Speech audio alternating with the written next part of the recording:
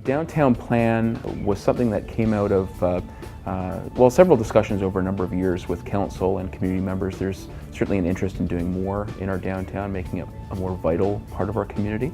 Our consultants have taken all of the information that they've gathered from stakeholders, from community members, gone through all of the research around the downtown that's been done already in previous initiatives, and pulled together a draft waterfront master plan that outlines a number of different improvements that can be achieved to really make that space vital and exciting for our community. The plan has been designed around three basic elements: infrastructure improvements, policy changes, so in terms of how we regulate new private development in the downtown, and then programming ideas for some of those new spaces. So the plan is really about trying to find different ways to maximize the downtown in terms of land use and activity and vibrancy. So I think one of the biggest ideas that's coming out of the plan, certainly the most ambitious idea, is this idea of a third bridge that's proposed, which would really flank the southern edge of the downtown and create a bit of a defined border, if you will, around that downtown core between the Veterans Memorial Bridge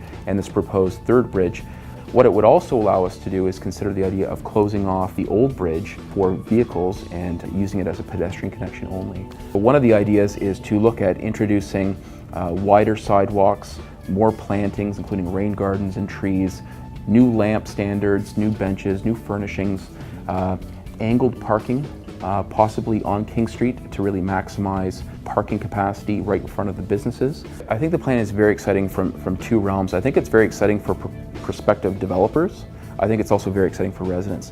It's exciting for developers because a big strategy in the plan is to find ways to increase density in the downtown. So to really promote more residential development in the downtown, if you demonstrate that you care, if you demonstrate that you're willing to invest in a space, then that will spin off and generate the same sort of attention and care from some of the private landowners within that space as well. There seems to be a pretty steady interest in the development community to invest in projects in this area. We're seeing a real shift, obviously, in the type of development. Obviously, as our communities age, we're seeing different types of developments. We're seeing more multi-unit apartment housing. We're seeing townhouses. We're seeing semi-detached dwellings. We're also seeing some investment on this side of the river. I think of South Ridge Estates and some of the work that Bernie Dockrell is doing at the corner of Jubilee and Exhibition Drive with some multi-unit development. They have a building up there and plan to continue that project going forward, and very, very positive, high-quality development. I came here 5 years ago basically to find a site that would fit into a lifestyle development concept. Bridgewater shone as the place to be because of its location. The people here to deal with were good to deal with, never had any issues of negativism or no, not in my backyard. It was always a very positive concept.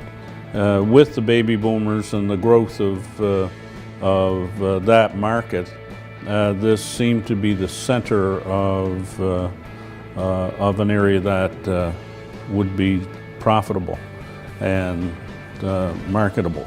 Our councils over the last number of years have been pretty open about the fact that we're open for business and we're promoting development and we want to see growth here. We have a lot of different housing projects that are going on, and we can meet a lot of those different housing needs, which is really, really exciting.